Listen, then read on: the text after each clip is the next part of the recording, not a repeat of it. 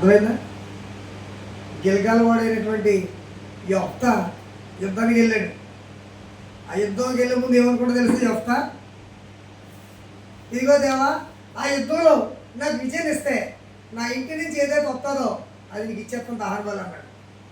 యుద్ధానికి వెళ్ళాడు, యుద్ధంలో గెలిచాడు, విజయోత్సవంతో తిరిగి వస్తుంటే ఒక యెఫ్తాకి ఒకటే కూతురు.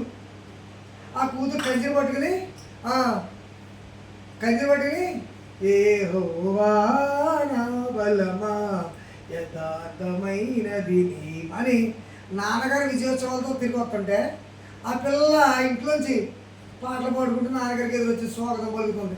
Daddy you are a winner, daddy you are a winner, daddy you are a great warrior అంటుంది.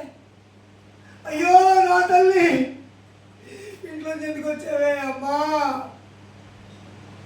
అయ్యో నాకు గర్భశోకాన్ని ఇచ్చావే కూతురా. అదే నాన్న, యుద్ధంలో విజయసూర్యుడుగా వస్తుంటే నేను నా ఫ్రెండ్స్ని తీసుకుని నీకు ఎదురొస్తే ఏడుతున్నావేంటి నాన్న అడిగిందా అమ్మాయి. కుమార్తె కూతురా, నేను దేవుడితో ఒక ఒప్పందం చేసుకున్నానే పిల్ల. అదేంటి నాన్న? ఏమని చెప్పునా నా పర్లేదు, చెప్పలేదమ్మా నీతోటి. చెప్పు డాడీ పర్లేదు, నేను చెప్పలేదమ్మా. చెప్పు డాడీ పర్లేదు, అది ఏ తీర్మానమైనా అది నా పట్ల అయితే నేను నిబద్ధతగా ఉంటాను. ఒకవేళ నువ్వు తీసుకున్న తీర్మానం, నువ్వు చేసుకున్న మొక్కుబడి అది నా గురించి అయినా కూడా నువ్వేది చెప్తే చేస్తానా అన్నాను. అప్పుడు అన్నాడు యెఫ్తా, అమ్మా యుద్ధంలో విజయం ఇస్తే నా ఇంటి నుంచి ఏది వస్తుందో దాన్ని దేవుడికి దహన బలిగా ఇస్తానన్నాను అమ్మా అన్నాను. ఓ సింతేనా అమ్మాయి చూడండి, ఓ సింతేనా అంటే నువ్వు నన్ను దేవుడికి దహన బలికి ఇచ్చేస్తా అంతే కదా. ఎప్పుడైనా చచ్చిపోయేదే, అటువంటి దేవుని సన్నిధిలో కాలిపోవడం మరీ మంచిది అంతే. అలా అన్నారా నేటి జనాంగం? 21 రోజు కొండల మీదకి వెళ్ళిపోయింది, కన్నీటి ప్రార్థన చేసింది. ఇదిగో స్కూల్కి వెళ్ళాను, తప్పు చేశానా? కాలేజీకి వెళ్ళాను, తప్పు చేశానా? యూనివర్సిటీకి వెళ్ళాను, తప్పు చేశానా? ఇదిగో నాకు ఆత్మలో పరిపాలన ఆలోచన చేశానా? క్షమించు. నేను ఎలా తిన్నానా? తినకూడదు తిన్నానా? క్షమించు. ఎందుకు తెలుసా? దహన బలి అయిపోతుంది కాబట్టి తను తాను శుద్ధి చేసుకుంది. 21 రోజులు తన ఫ్రెండ్స్తో వెళ్ళిపోయింది, కొండల మీదకి వెళ్ళిపోయి శుద్ధి చేసి వచ్చంటుంది. నాన్న, నాలో ఏ లోపం లేదు, ప్రతి లోపాన్ని దేవుని ఒప్పుకున్నాను, నేను తెలుసో తెలియక చేసిన ప్రతి పాపను ఒప్పుకున్నాను, ఇప్పుడు దహనబలి చేయి. హల్లెలూయా, హల్లెలూయా. ముందుగా ఇచ్చి, ఆయనకు ముందుగా ఇచ్చి ప్రతి ఫలము పొందగలవాడేవాడు. 100 కొబ్బరికాయలు పడతాయి, ముందు 10 కొబ్బరికాయలు తీసి పక్కన పెడతావా? చర్చికి పెట్టావు.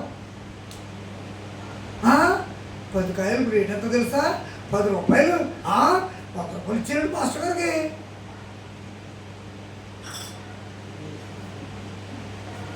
యాభై బస్తాలు వచ్చాయి చేలో నుంచి. దశభాగంతా 5 బస్తాలు ఏయండి లేవు. ఇంకా జీతం 15,000 జీతం, 1,500 రూపాయలు ఏది పడి కవర్లో పెట్టి మా కుటుంబం కోసం ప్రార్థించండి. ఒగ్గుల శివ, మా నాన్న పేరు, మా అమ్మ పేరు, మా కుటుంబం రక్షణ తెచ్చండి, నాకు వివాహం కావాలండి, ప్రార్థన చేయండి అన్న అని ఏనాడన్నా నువ్వు కావచ్చావా బాబా? నాకు దేవుడు లెక్క అడుగుతాడు. అర్థమైందండి? దేవుడు లెక్క అడుగుతాడు. సమయం, ఆరోగ్యం ఉన్నంతసేపు సొలుకబులు చెప్పుకుంటాం. అక్కడ పోయి ఇక్కడ పోయి ఆరోగ్యం పోయిన తర్వాత ఇంట్లో కూడా ఎడతాం. నువ్వు ముసలమ్మ ముచ్చలు చెప్పినప్పుడు ఎవరైనా వచ్చారా? నీకు ఒంట్లో బాగానప్పుడు మనం వెళ్ళి ముసలమ్మ ముచ్చలు చెప్పాగా. నువ్వు అక్కడ పోయి ఆరోగ్యం ఉన్నప్పుడు అక్కడ పోయి ఇక్కడ పోయి సొలుకబులు చెప్పాక ఇంట్లో ప్రార్థించి వాక్యించదు. నాకు దేవుడు ఎప్పుడు ప్రతిఫలం ఇస్తాడు?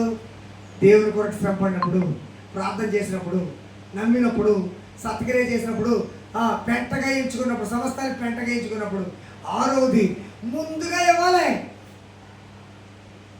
ముందుగా ఇవ్వాలి. కొత్త నోట్లన్నీ అప్పులు ఒడిగిని, నలిగిపో నోట్లన్నీ కారుకి పెట్టినాడు. ఏంటండి? ఎందుకు? అప్పు కట్టేవాడికి మరి కొత్త నోట్లు ఇవ్వాలి కదా, అది మెచ్చుకోవాలి కదా. అమ్మ మీరు లేట్ అయినా కానీ కొత్త నోట్లు ఇస్తారమ్మా.